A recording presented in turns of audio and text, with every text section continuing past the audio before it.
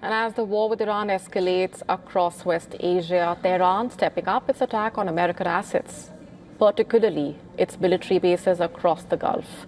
In the latest, Iran's army says its strikes in Kuwait have targeted U.S. bases and warned that more such attacks will follow.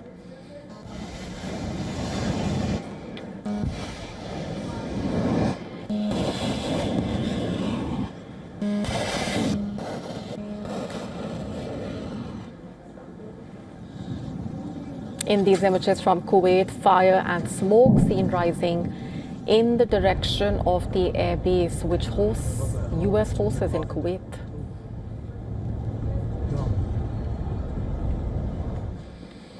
So far, Iranian retaliatory attacks on American bases have been reported in Iraq, Kuwait, Jordan, Bahrain, Qatar, UAE, Saudi Arabia.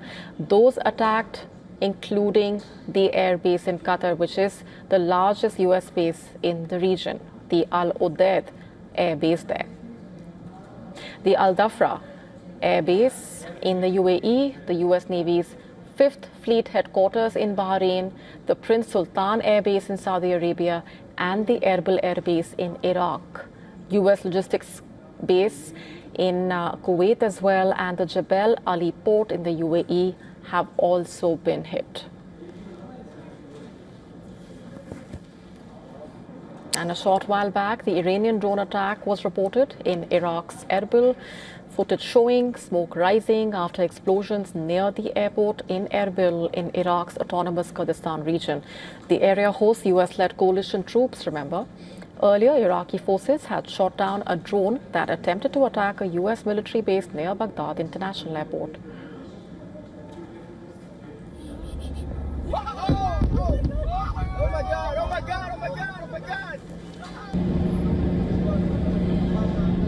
And according to a report by US-based think tank, Iran has launched far more drones and missiles at Gulf countries than at Israel since the start of the war.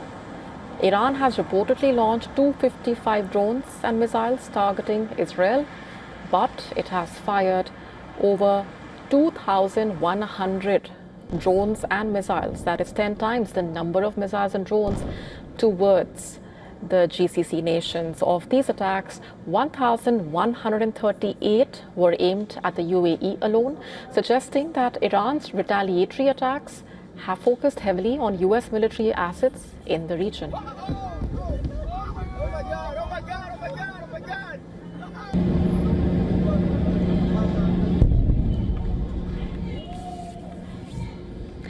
Let's go straight across now to our correspondent Susan Tehrani, who's been tracking all those developments very closely for us.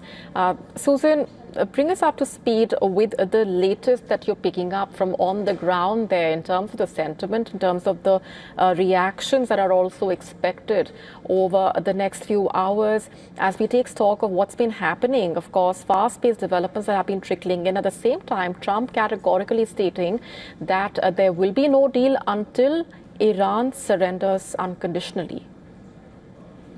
That's right, Molly. President Trump is now raising the stakes in this confrontation with Iran, saying there will be no deal with Tehran unless it agrees to what he called unconditional surrender. In that post on Truth Social, the president said that only after Iran surrenders and he said, quote, acceptable leadership emerges, the United States, along with its allies, would help rebuild the country's economy. Then he mentioned, make Iran great again, MIGA. And then this, of course, comes at a time when Iranian officials are also denying that there was any kind of outreach to the United States for negotiations, which really at this point, what we're seeing seems long gone. And about those targets that you were talking about, Iran continues to pose this challenge to the United States and Israel, notably those U.S. bases that you talked about. But it also comes at a time that last night, the Secretary of War and Admiral Cooper, commander of CENTCOM, claimed that they have full air superiority and full air control over Iranian skies. But we see that still Iran is able to launch into its neighbors, perhaps not directly on its skies, against American targets or American aircraft. Right.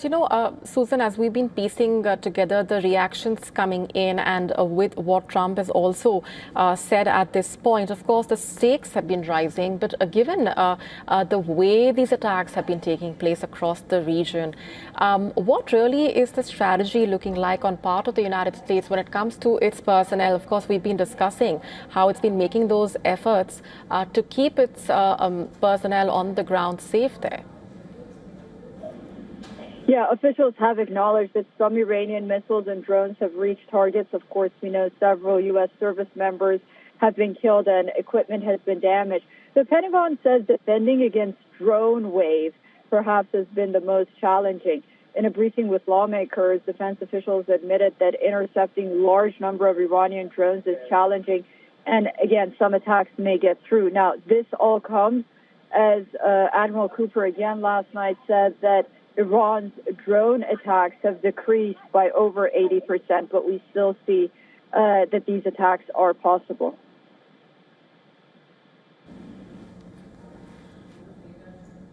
All right, we're leaving it there for the moment. Susan, thanks very much for those updates for now. Of course, coming back to you as and when the developments continue to trickle in at this point.